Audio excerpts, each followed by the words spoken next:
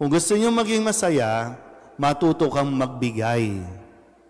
Kasi higit na masaya yung nararamdaman ng nagbibigay kaysa doon sa nakatanggap. Subukan niyo po.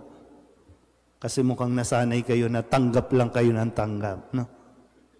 Kaya nga, di ba, sa mga magulang, kaligayahan ng mga magulang na maibigay o makapagbigay sa kanilang mga anak. Masaya sila kahit wala na sila, kahit hindi para sa kanila. Makapagbigay lang sila, masarap na yun, masaya na sila doon. Yung makita nila yung ngiti mo, masaya na sila doon.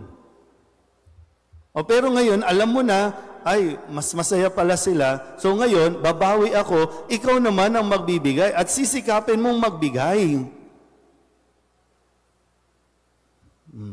O, mga anak, gulatin nyo naman yung mga magulang nyo. Kayo naman ang magbigay. Huwag niyong bigyan ng apo, pipektosan ko kayo. Nakita ito. Hindi yun. Kasi kahit anong ngayon kasi, no, sa modernong panahon natin, lagi ang ginagamit natin, nadidepress po ako.